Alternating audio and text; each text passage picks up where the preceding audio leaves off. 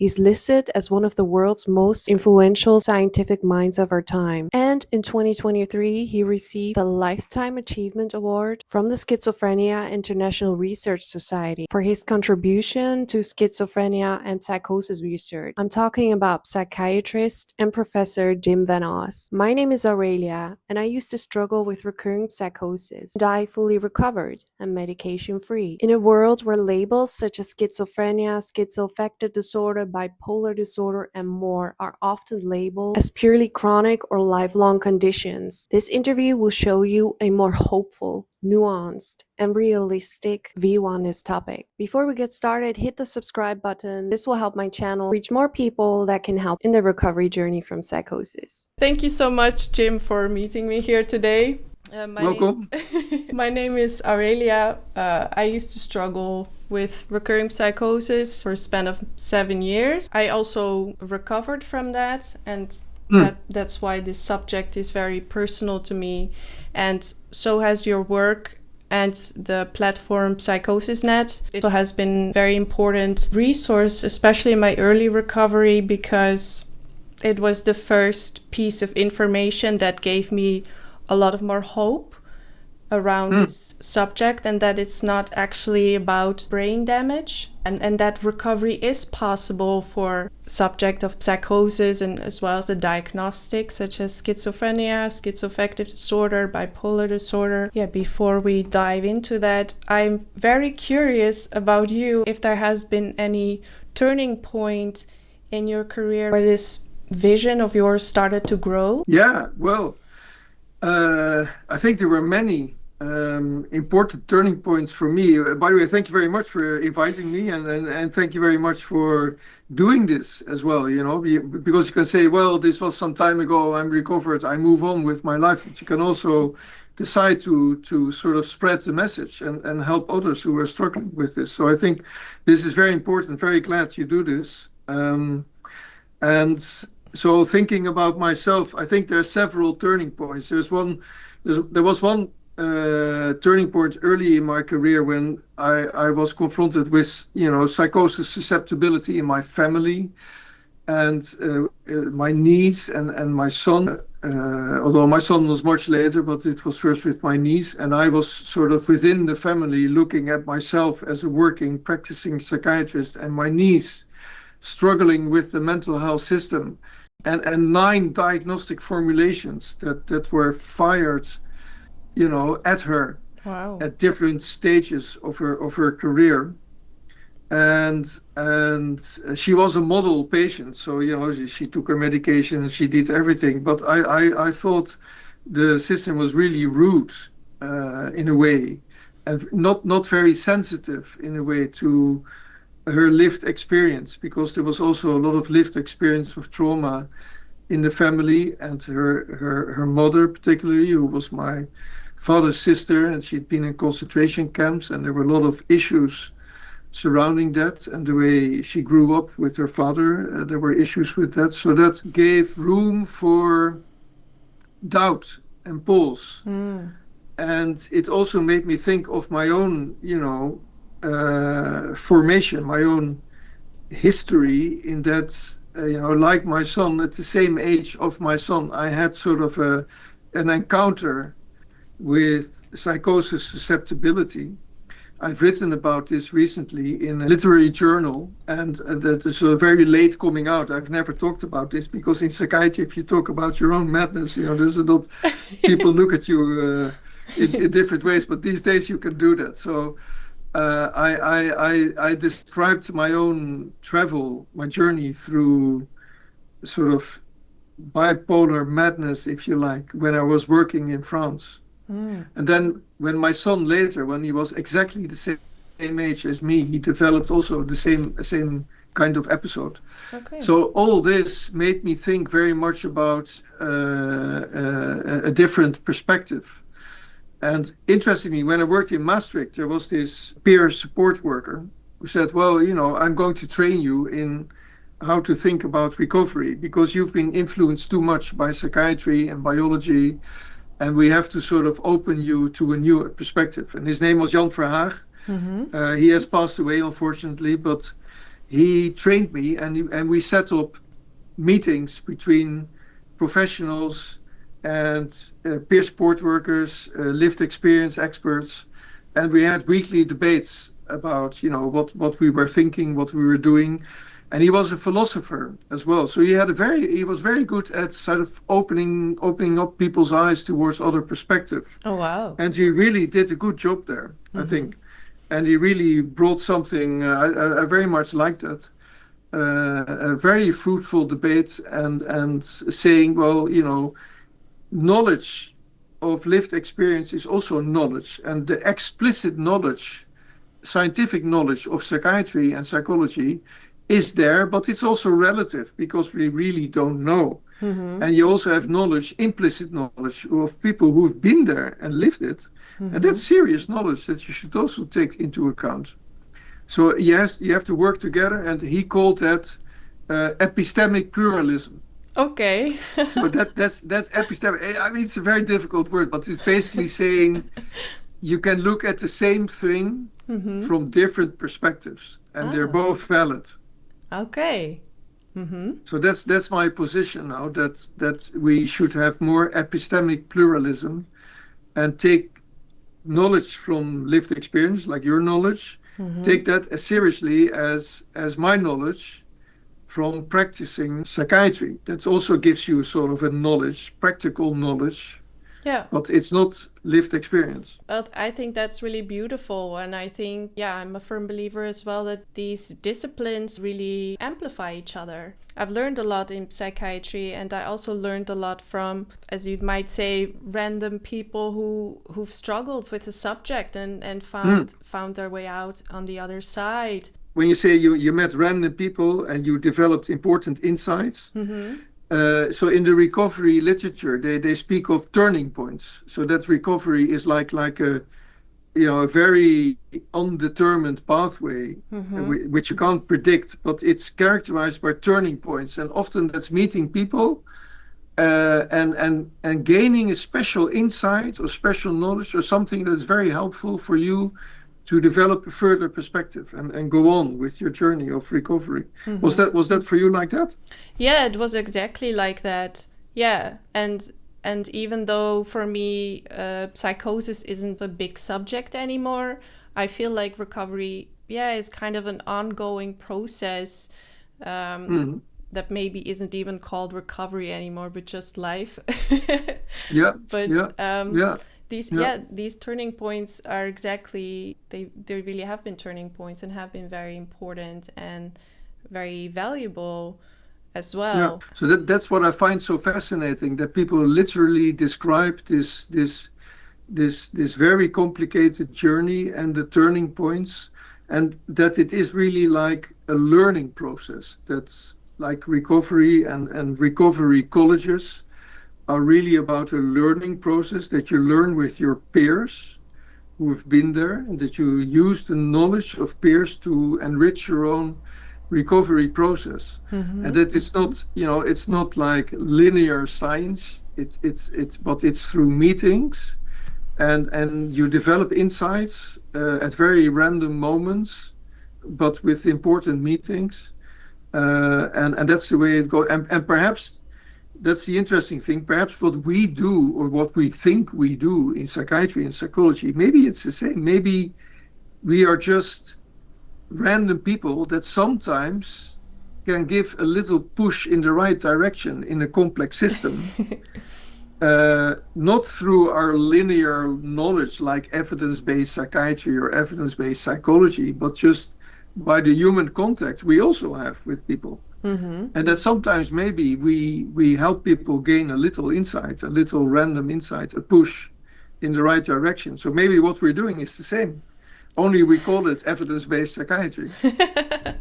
Yeah, I think that's a really interesting thought. Yeah. So these places, I know that we in the Netherlands have some of them, peer support places. And I'm also speaking to people in my community that say, okay, this whole subject of recovery around, diagnostics such as schizophrenia, schizoaffective disorder more is completely new. Like, oh, I didn't know that was possible. They also wonder, how would I know if if I have gained more recovery if I've been on medication for forever. I'm curious, what would your thoughts be on that? So well, recovery is an interesting concept. So you can say in general, recovery in the peer support world means that you have sort of found a meaningful life, literally, that through a very complicated process, you have come to viewing your life as contributing and meaningful. Maybe despite ongoing, limitations, symptoms, or handicaps, or whatever, you can still have, you found a meaningful existence, and that's very important. So it doesn't mean that your symptoms are away or that everything is cured or something like that, but it means like we all have difficulties in life, and you can overcome them by gaining perspective over them. Mm-hmm. And I think medication, it's very interesting, because what people describe is that medication is also part of the learning process in recovery. Mm-hmm. In that there's no risk-free recovery pathway. There's always, taking risk is inherent in the pathway, and it's called the dignity of risk of recovery. So people start to experiment with their medications very often, in my experience, because they say, well, yes, I feel alive, but also not. I feel like there's this flattening effect of the medication. Mm-hmm. And I can't really, enjoy things in the same way I used to. Yeah. And sometimes reasons for that, there's the side effects, but also the psychic effects that are therapeutic, because the therapeutic effects of medications is just that they flatten your experience, and that can be helpful, but the problem is that it's helpful, for example, voices or unusual beliefs. Mm-hmm. That can be very hurtful and painful and intrusive, but then it also affects all other experience. So there's a big debate how you should deal with that. And we tend to come around, I think, that like in Norway and in Denmark, this is now considered a right of patients. Yeah. Because, if you want to experiment with your anti-hypertension medication, or your cardiology medication, or your oncology medication, of course you can do that. Nobody can tell you can't do that. But for some reason in psychiatry, there's been this culture that psychiatrists could say, no, you're not allowed to experiment with your lithium or your antipsychotics, or which is very strange, because if you look at it from a legal perspective, mm-hmm. This is not very sound strategy. If somebody has competence, mental competence, and has decisional capacity, mm-hmm. to say, I want to experiment with my medication, then under legal, if you take a pure legal view, you can't say no, that's not possible. So we now have shared decision making in medicine, mm-hmm. and this is now also taking its role in psychiatry, and sort of the paternalistic view that you can tell patients, no, you can't experiment with the medication. I think we're going beyond that now, mm-hmm. But still you see that there's a lack of knowledge of psychiatrists and general practitioners in how you should help people experiment with their medication. Mm-hmm. And there are several experiments that you can do. You can say, well, we're going to find the minimal dose, the minimal effective dose. Yeah. That's one experiment. Or you can say, we're going to try to reduce all medication and just stop the medication. Mm-hmm. There's different experiments requiring different strategies. So medication is a hot topic in that sense. Yeah. Because I think the whole of psychiatry is changing.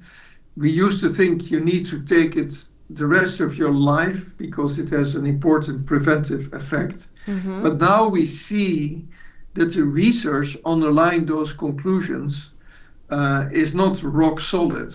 And we also see that if people stop their medications, okay, they have a few more relapses, but then their long-term outcome becomes better. Yeah. There's literature suggestive of that. Okay. So now it is like, everybody should at least be able to try to stop their medication. And sometimes it fails. There are people who need a little bit of medication. Okay, you can do that. There are people who can come off medication. 30 to 40% at least can come off medication. Mm-hmm. And also what we see is that often the tapering is done too quickly. Oh yeah. And then you have a relapse because you taper too rapidly. So now the tapers we experiment with, helping people to come off medication, are a lot slower. Sometimes you have to take years because people have become hypersensitive to the medication. So you can't stop because the medication gives you a rebound. Yeah. Not because of your vulnerability, but because of the oppositional tolerance caused by chronic use of medication. Mm-hmm. That's a totally different thing. Yeah. So it's a very complicated issue. Yeah, it is, and I totally agree, and at the same time, I'm so happy that there are changes in this, because in my early recovery, it has been one of the most important changes. I remember being in a more traditional therapy place, and after my second relapse in symptoms, they said, okay, well, it's better if you take the meds for the rest of your life. And they transferred me to a more modern place, and luckily they put that idea away, and it was more in a discussion of like, okay, I personally did not want to take medication, only if it was really necessary. And that was okay, because the second time my symptoms weren't as intense as my first episode. That was the most intense one. So yeah, that was also possible. And I only had sleep medication occasionally if I really couldn't sleep. And that really worked the best for me. And although I did have some rise in psychotic symptoms during those times, like I'm happy it went like that, because it gave me the ability to, how to handle that as well. So how did you learn to handle that? How did you do that?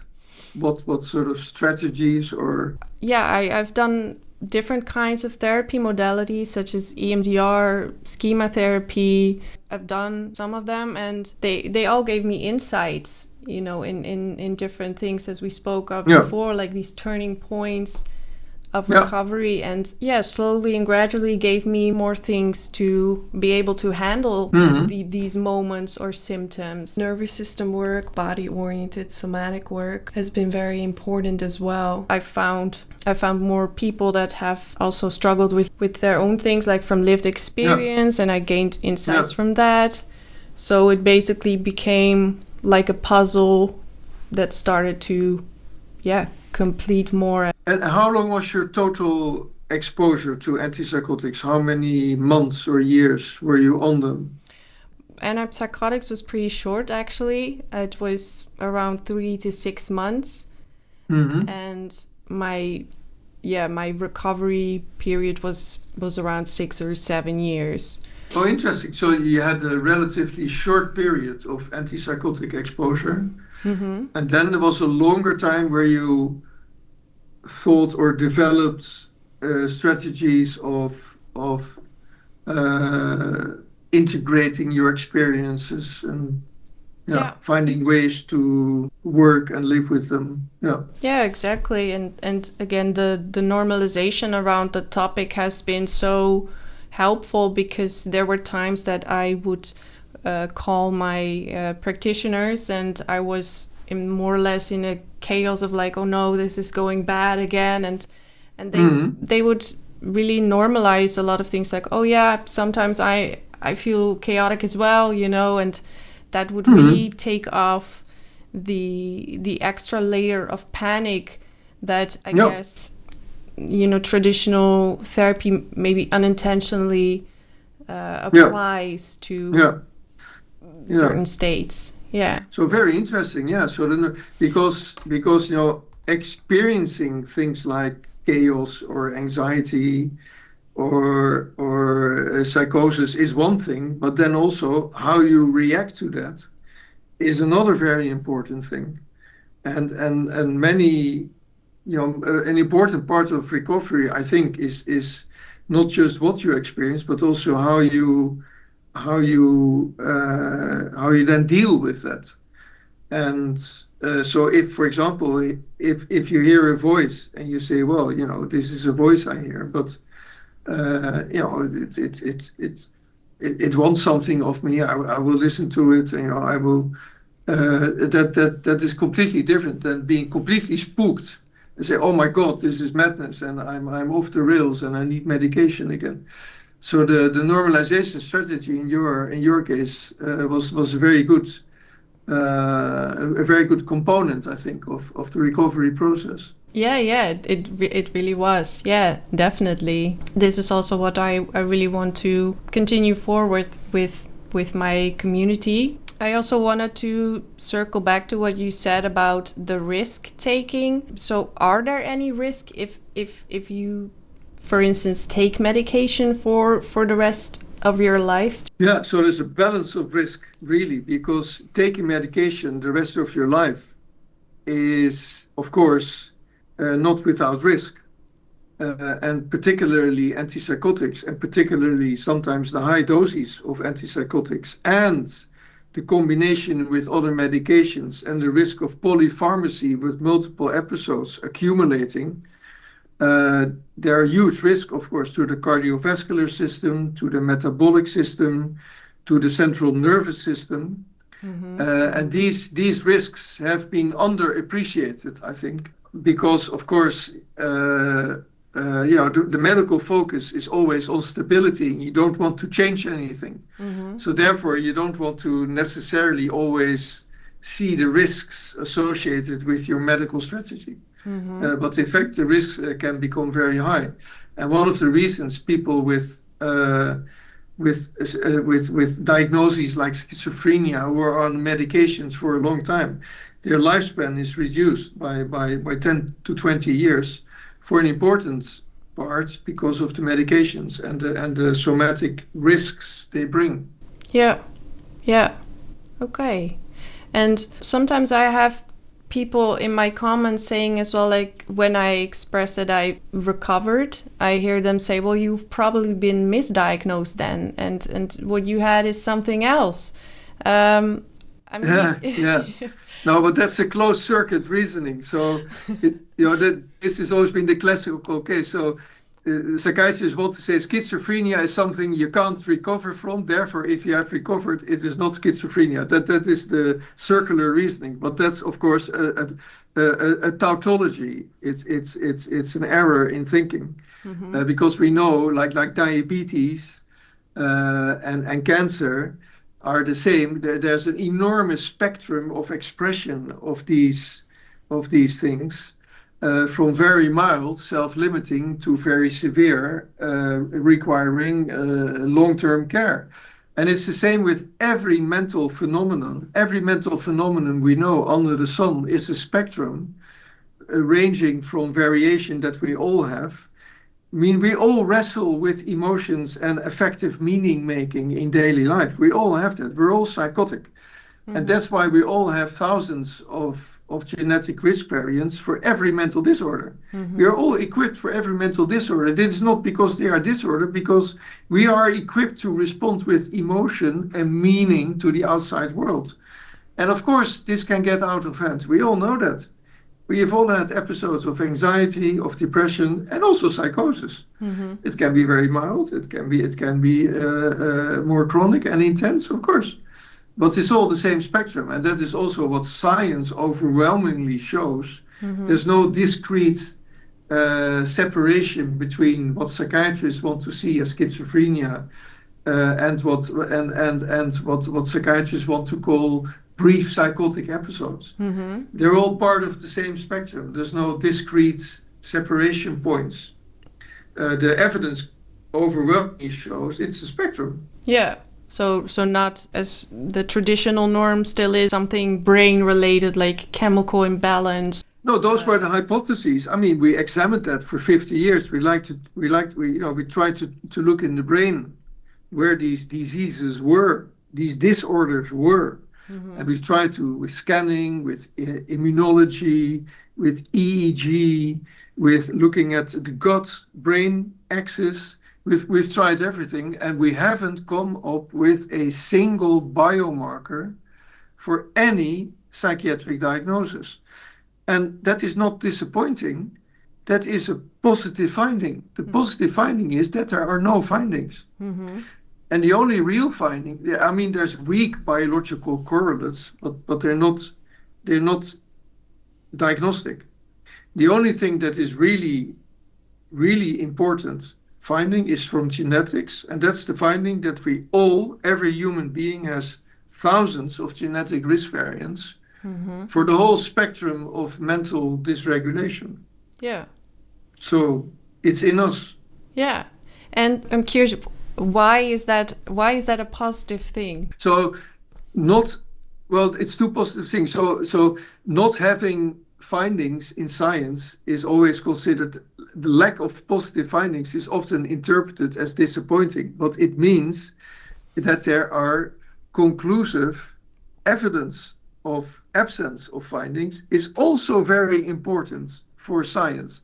But we've become so used to wanting to produce positive findings that we forget that the function of science is this confirmation. So no findings is a very important confirmation that there's nothing there, but we don't want to see that. And the second positive thing about not finding anything is that the real finding is that mental suffering, or the genetics of mental suffering, is the genetics of being human. Mental suffering is basically about being human. And it's consciousness states that we all have and can have, and some people are more prone, and there can be biological factors playing a role in that, are more prone to anxiety consciousness states, and others more to low mood consciousness states, and other people more to distrust consciousness states. Sure, but it's all part of the human collective experience. Yeah. And we should treat it as that, and not say it is disorders in your head. It's not true. No. And what I've also learned in that is that even when you are more prone, let's say because of a biological factor, that also doesn't mean, oh, well, that's then the end of it. Exactly. So that's what I like about things like Crazy Wise, the documentary Crazy Wise, that in many cultures, having lived experience of extreme mental states is considered as something special. Yeah. As having gained insight into the human minds in ways that others cannot possibly fathom, so that gives you like a special status. Why not?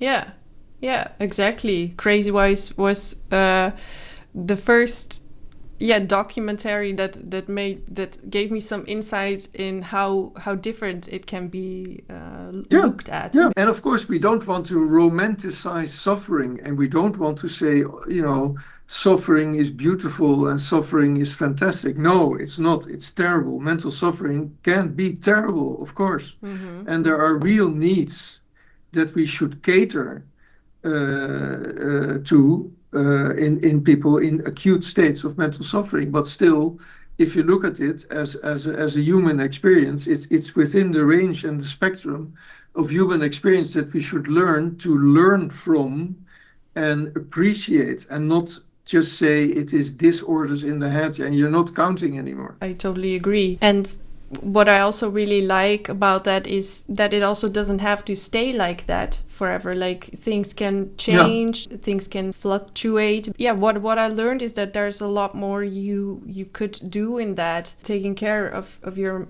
mental well-being and all the factors surrounding it. So indeed, so that it's very important. This goes back to Spinoza. is that when you have a dysregulation of your mental state, it's I think what the evidence overwhelmingly shows is that what you need to do is become active. If you become like a passive patient and think somebody fix you, that is not the right track. I think you should. What treatment is about is to seduce people to become active, to explore experiments that they can do in order to bring change in this complex mental system. And this seduction is recovery colleges are places of that kind of seduction where people enter completely demoralized, completely suicidal, completely medicated, and seeing themselves as hopeless. And then there's a seduction taking place, like trying to talk to people and connect to them and entice them to seeing themselves as somebody with possibilities. That's a very important step. And then become active and explore experiments, like working in a group, in a rep group, in a recovery college, or in a hearing voices group, or in a group on, what do you do with your medication? How do you deal with your medication? How do you deal with the mental health system? How do you deal with psychiatrists who tell you you have a brain disorder? Those are very, very important ways of experimenting with, finding yourself again as a human being. Instead of being written off like you've got a brain disease and you need to take the medication the rest of your life. That's I can't understand why we ever thought this message would be helpful. I totally understand that. And I love, what you say, that can really be the turning point in one's recovery. I mean, I've experienced that myself, and I'm so glad that there was a place that showed me that, like going from a traditional place that said, well, you should take medication, to a more modern place that said, okay, there is a lot possible, actually. That was a tremendous change. Yeah, exactly. And it's not like everybody is getting 100% well and picking up their lives. I see that in my own family, where I have myself and my niece and my son, and we have all different degrees of what psychiatry would say is functioning, and to a degree which we are symptom free, etc. But we all have a perspective of a meaningful life. And that is what is so interesting about the prospect of recovery.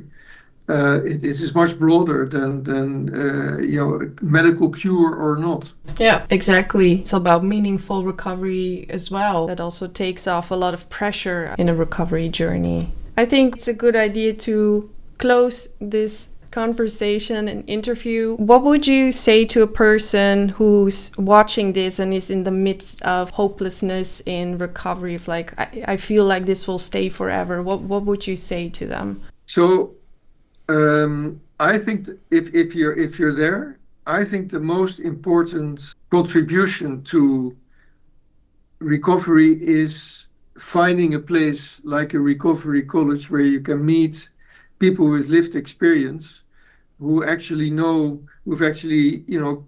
are qualified peer workers and can help you gain a different perspective.